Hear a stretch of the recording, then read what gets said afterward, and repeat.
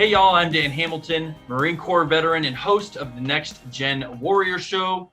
The Next Gen Warrior Show is brought to you by Chairman George P. Bush and our dedicated staff at the Texas Veterans Land Board. I am once again joining you here from the home studio in Austin, Texas.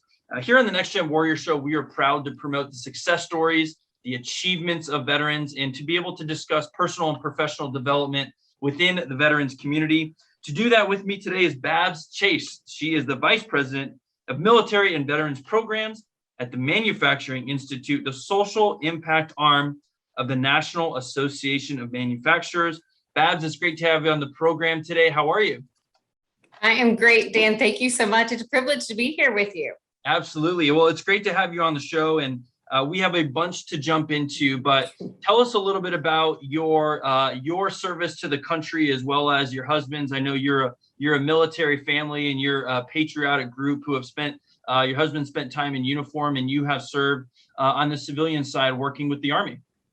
Yes, absolutely, Dan. Thank you. Yes, as you said, my husband and I are both incredibly patriotic and both really motivated by service. I'll start with my husband. Andrew Mickley, retired commander from the United States Navy, spent 20 years in service and in aviation. He was an F-14, F-18 backseater. So absolutely loved what he did and is now continuing to serve in a civilian capacity in a contracting role. And I actually have always had an excitement and passion for really the community, for politics, and got involved in politics back in Memphis, Tennessee, when I first got out of college. And was privileged enough to meet some amazing folks. I actually worked for a former Senator, Fred Thompson from Tennessee, who passed away several years ago. But then through that also got to meet the Bush team and ended up moving to Washington, D.C. with the administration of George Bush, 43.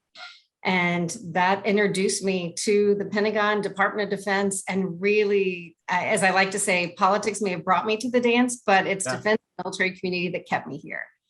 So to continue to serve is a privilege. Yeah, and I know we're gonna jump into this a little bit, and you actually kind of alluded the different people, the community in the industry, I guess, if you will, whether in politics that kind of brought you to the dance as you described.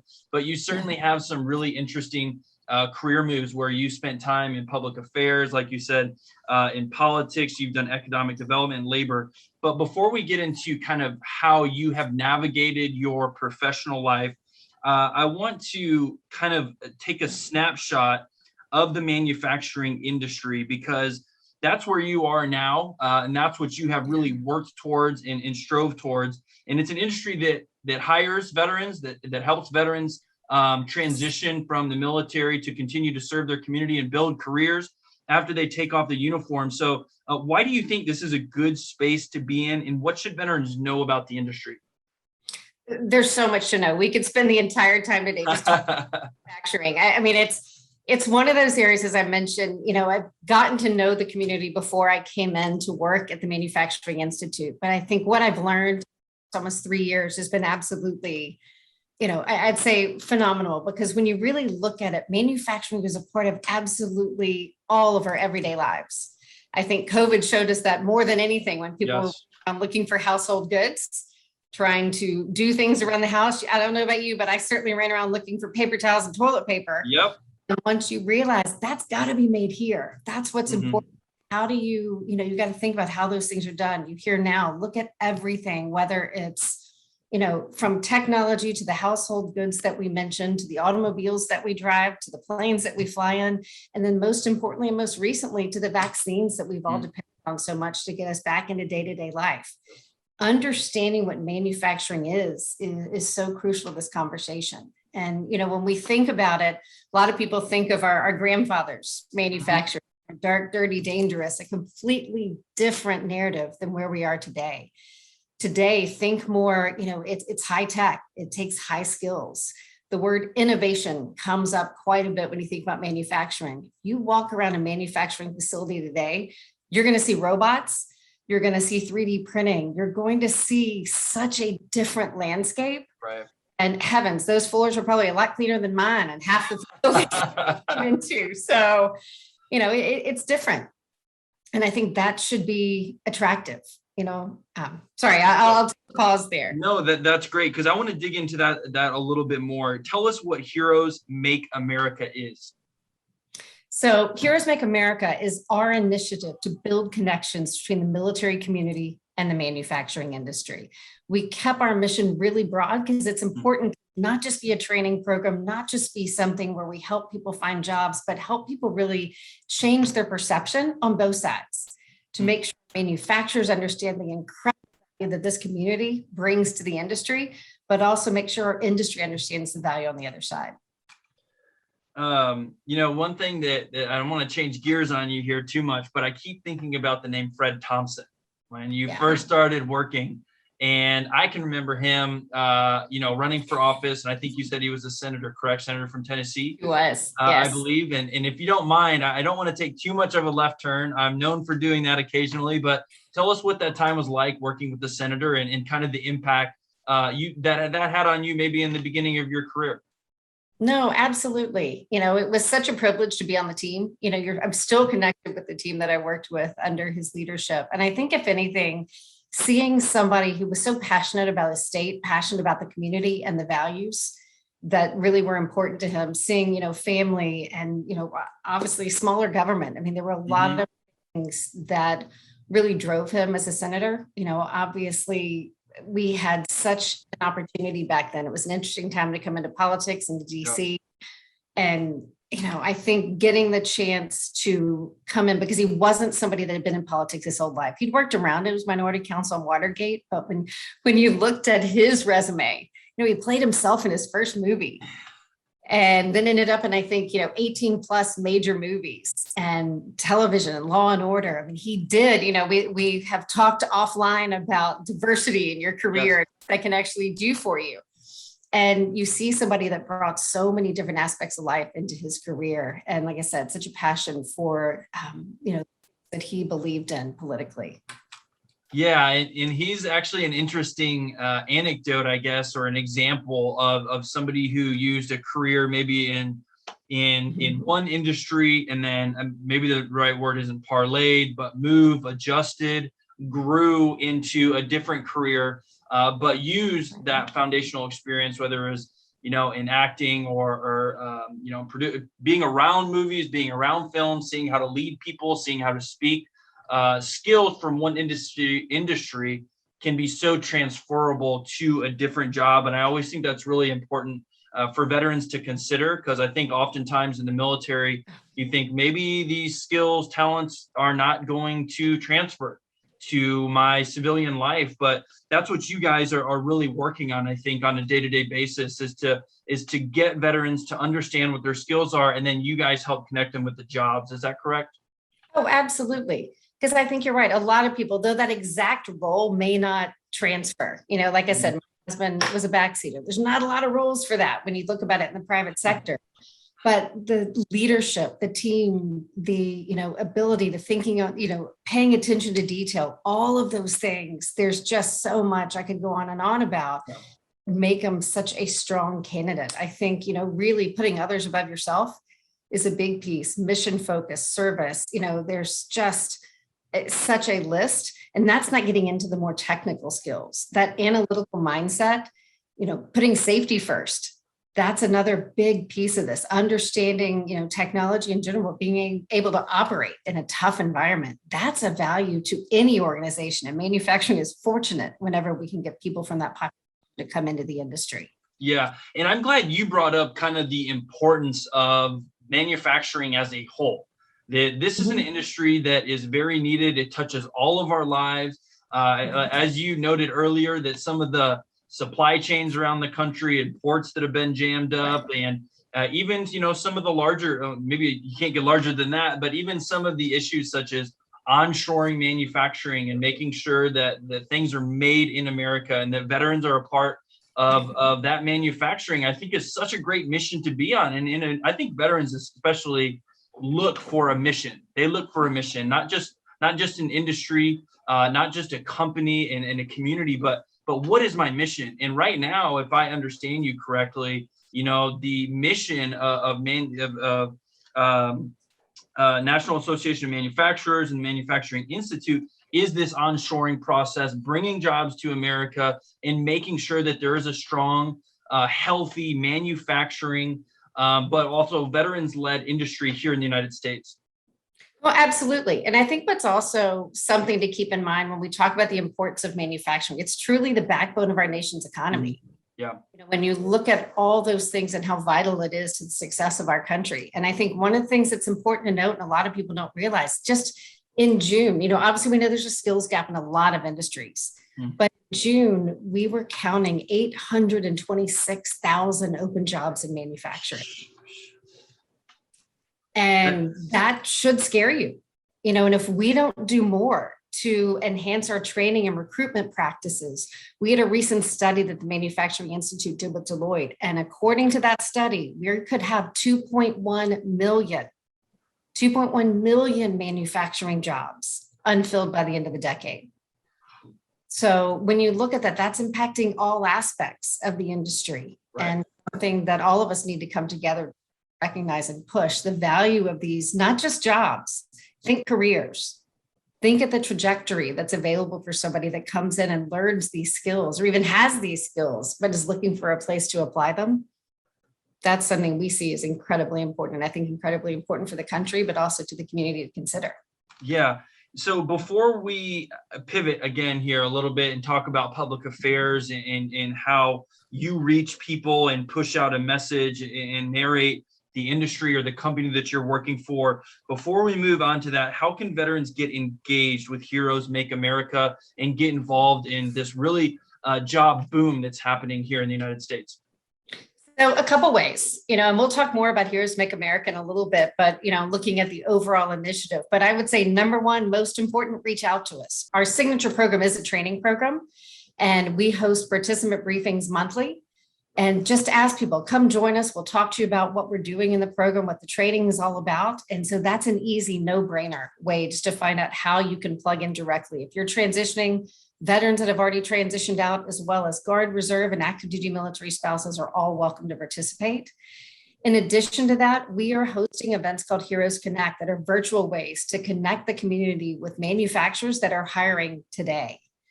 We do those every Wednesday afternoon, and those are open to the broader population. And when we get into more details on the program, I'll share how that happened and where we are with that now. But there's so many opportunities to plug in with us because there's so many careers, and we're so excited to figure out how to plug people into them. And what you have been so successful at in your career is the public affairs aspect, and public affairs, communication, building networks. You do a really incredible job about that.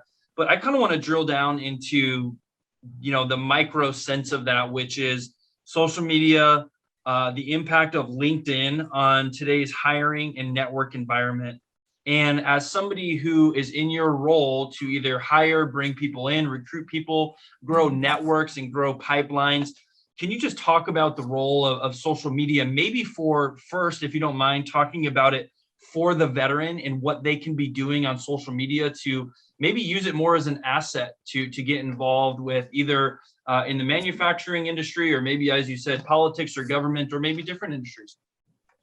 I think for anybody, just understanding the value that social media can bring I think it's an important place to start. Because it's intimidating. It's every part of our day-to-day lives, just like everything else we've talked about around manufacturing. It's there. It's hard to get away from it, particularly when you look at how we've all been impacted by COVID. More people spending time at home. You haven't been doing the travel. You're not going to job fairs right now. You're not doing as much of that in-person networking. So social media is filling such a huge gap right now. But I think we've seen a lot of silver linings as well, because it's been able to break down those barriers around physical location. Before you may not have realized what job opportunities or careers or even networks you have had in a community if you didn't live there. It was a lot harder to find, but I think people have become so open to, broadening and expanding that aperture to see what's available even in a virtual world. I touched on Heroes Connect, what we've been doing, because no longer are we only introducing participants in our program to manufacturers right outside the gates of where they're doing their training. Now they're being introduced to manufacturers all across the country. And I think there's a lot of those positives, but I would challenge anybody, military, civilian, whatever it is, understand the benefits learn how to use it, learn how to use it to your advantage. I'll give a couple of examples. When our students come into the class, we teach them how to set up a LinkedIn profile. You talk to them about the benefits of it. But I think what we've seen the most is when our program managers start posting about the class, start highlighting the students that are going through the program, you start to see, and I think if anything, your confidence build, because companies are asking about that talent. They see 20 people going through our program in Kansas and they want to know how they can hire them. How do they get to meet them? And I think that when you start to see that early return on that investment, whether it's an expanded network, a career opportunity, or even just reconnecting with old colleagues or friends, the benefit is strong, because at the end of the day, most people that are on there, they want to help others too. Yes. And So sorry to jump on you there real quick, but I think that LinkedIn has been kind of interesting for me, for somebody who works for the state of Texas and for the government, like you said, to be able to network with people. Especially the biggest thing that I talk about on the show is that one of the major deficits that veterans, especially enlisted folks, come out of the military with is a deficit in network. And LinkedIn can solve that problem, I think. And I just kind of wanted to hear your insight on that. No, absolutely it can. And that's one of the things that's been so great. Whenever I get to have opportunities like this, people are reaching out to me. I'm expanding my network. I'm getting to know more people that are transitioning out, maybe wouldn't have reached out to me any other way, but they understand that I'm passionate about supporting this community. And so I'm happy to help. Whether, like I said, it's people I used to serve with in the building or people I hadn't even met before. That's something that, you hear that individual or meet that individual, hear their story. Yeah. And that's something that you wouldn't have had any other place. So yeah, in my opinion, that's what we all should continue to do, is look out for each other in this kind of format and at least make those connections. Yeah. And, I wanted to add to that, you grew up working for Fred Thompson, and maybe I have grown up a little bit, I guess, here in the last couple of years, working for Commissioner Bush, in beginning to understand the importance of networking.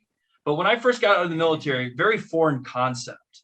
What would you say to somebody? Because, all your friends are the people that you work with. They're the people that you live with. You put on the uniform together, you get up, you work, you sweat, you bleed, and then you get out and that network is gone. I know I talked about just reaching out to people on LinkedIn, but is there anything else maybe that you would recommend for somebody in your shoes? Where are you going to look for talent? Where can these veterans go to try to at least get a foot in the door and even learn how to network and build relationships with people? What I would say is most important, it's the people you already know. I think a lot of times when someone's transitioning out, you are taught to, quote, network. Yeah. In the day, it's just about relationships. Yeah. Who do you know? Who did you serve with that transitioned out before you that has already become successful in a career that's of interest to you? Because I would say the majority of times, 8 to 9 out of 10, that person's going to be willing to help you or talk to you.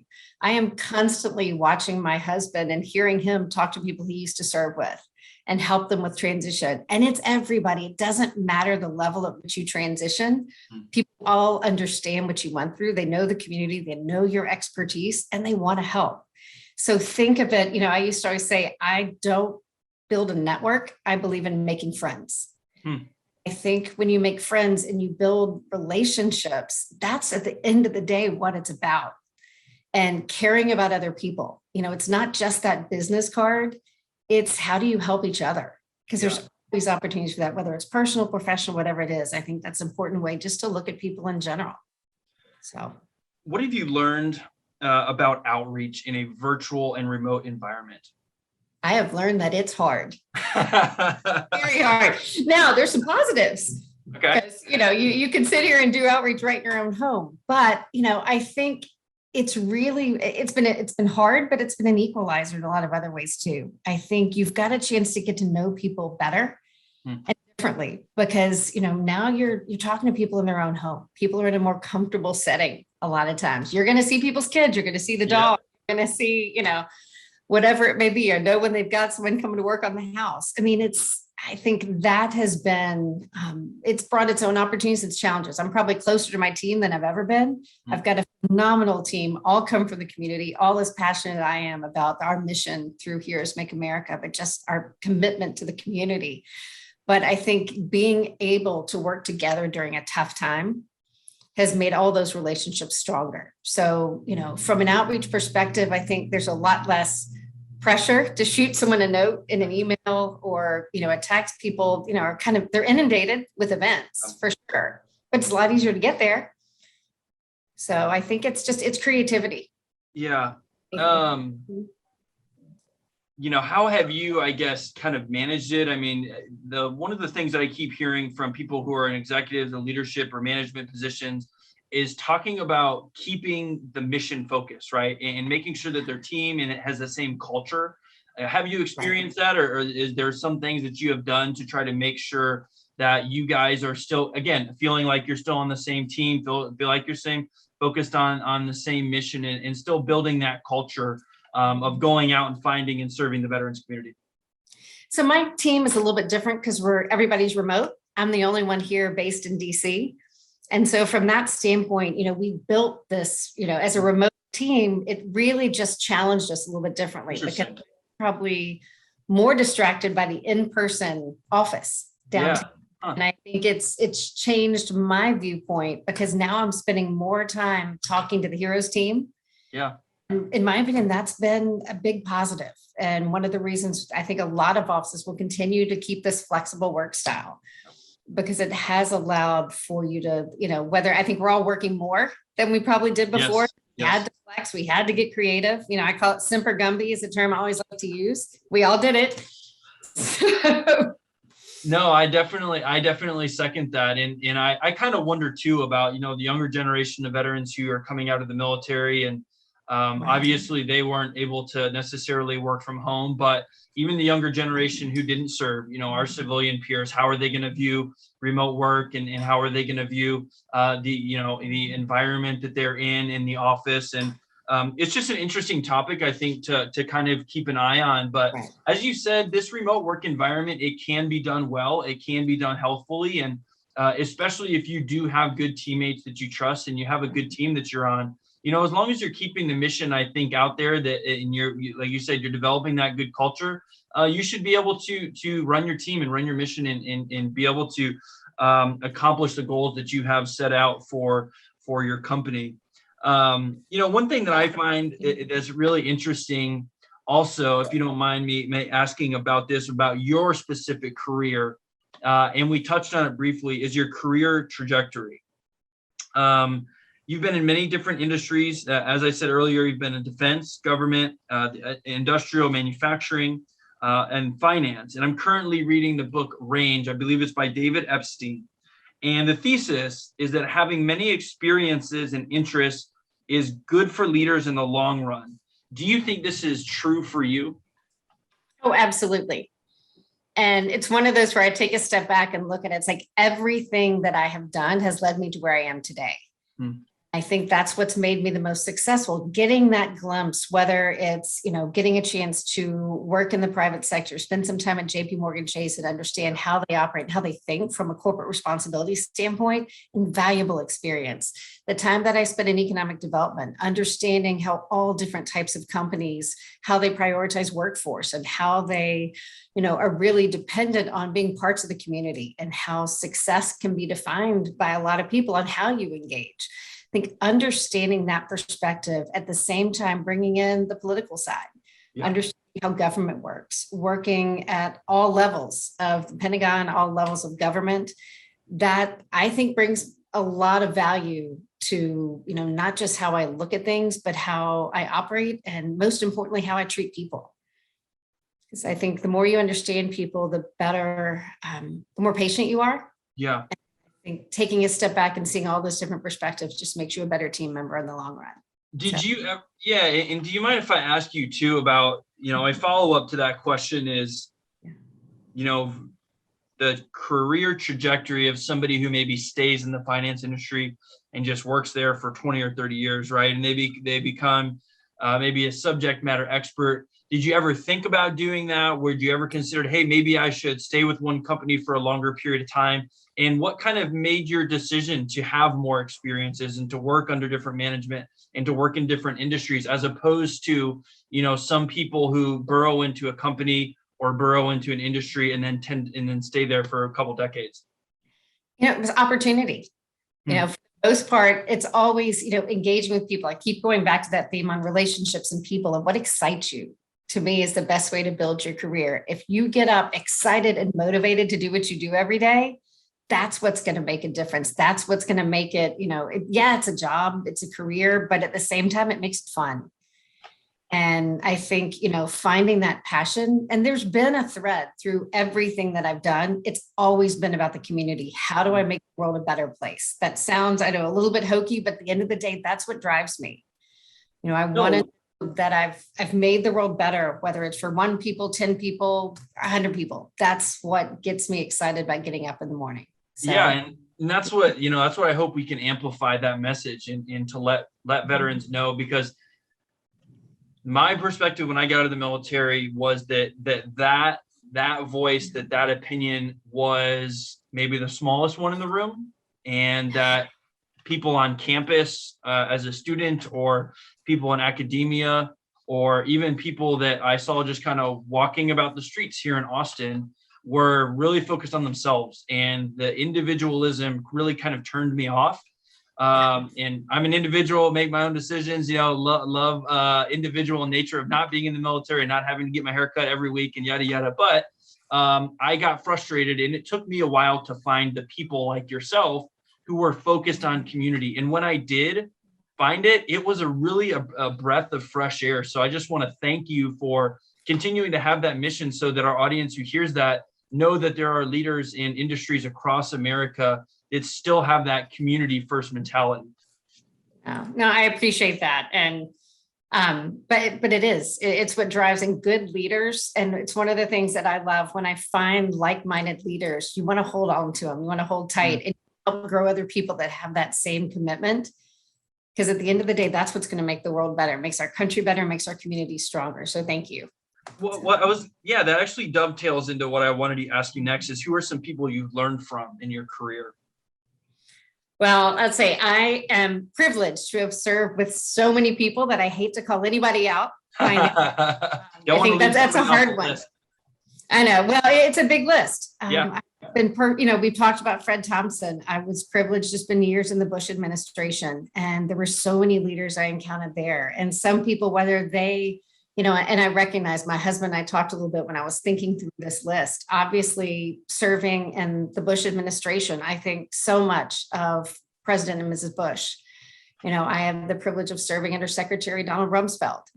There's things that you take away from all those leaders, and whether it's the person that was directly running the organization, or whether it was that NCO that I worked next to, right. Or was it, I've got colleagues on my team that I'm watching their careers continue in the military. They're now, I've got one now, General Michelle Donahue, that was a colleague. We walked in together the first time when we were serving in the Chief of Staff of the Army's office under General Martin Dempsey. Yeah. And watch her trajectory, she and her husband, Colonel Patrick Donahue, and watching those kind of individuals, that everything is mission first. It's about others. And all those leaders, like I said, I could go on and on and on with the people that have changed, or changed me and made me not just a better leader, but a better person. Before we close out the conversation, I just wanted to let you have the last word, provide a piece of advice, or maybe a way to connect with you, or maybe a discussion on Heroes Make America. But this has been an incredible conversation. I just want to thank you again for being that example to the veterans community about continued service to the nation, continued service to the country. And I know as we are talking right now, we have both watched the sad events play out in Kabul and across Afghanistan, watching the Taliban retake control. And I think veterans feel frustrated today, especially myself as an OEF veteran. But, I want to thank you for your incredible positive attitude, your desire to continue to serve the community. And also just want to encourage veterans to find people like Babs in your workplace, get close to them, send them a message on LinkedIn, ask to take them out to coffee, and just make sure that you're around healthy leaders like Babs who can provide you insight, help grow your career that way. Even when we see frustrating things like what's playing out across Afghanistan, we know we can continue to lead and serve in our community here. So I know that's kind of a long lead in there, Babs, but did want to allow you the last word today. No, just a couple things. First, thank you for the opportunity to be here, just the chance to visit and talk a little bit about what brings me joy. And it's finding that passion and supporting this community that I know has given so much. And I think it's important for everyone in the community to know, whether it's those that have worn the uniform of the spouses that have served just as much right alongside them as their families, is to know that their service and their sacrifice is valued. And there's so many of us out there that believe in you and believe in what you continue to do. And those of you that continue to raise your hand to serve this country. And I can speak, just from my personal perspective, but I also want to address through the Manufacturing Institute and what we're doing with Heroes Make America. We'd love to help you find that next career in manufacturing as well. But if nothing else, we want to help you be successful when it is time for you to transition out of uniform. We as an organization, my team and others, we are here to support you along with thousands of others that are across the country that believe in you. So thank you. Thank you so much, Babs. One, thank you for you and your family's service to the country. And thank you for being a guest on the Next Gen Warrior Show with us today. Thanks, Dan. On behalf of Chairman George P. Bush and our dedicated staff here at the Texas Veterans Land Board, this has been the Next Gen Warrior Show. We hope you'll connect with us. We are at Voices of Vets on Instagram, social media. You can find us on your favorite podcasting platform. We would love to promote the continued success stories of veterans across the state of Texas and around the nation. We'll be back next week. Until then, have a good one. Follow us on Instagram at Voices of Vets, on Twitter at Voice of Veterans, and on Facebook at facebook.com/Voices of Veterans. To hear more, please visit voicesofveterans.org. Join us in sharing the success stories of Texas veterans. Thank you for joining us for the Next Gen Warrior Podcast.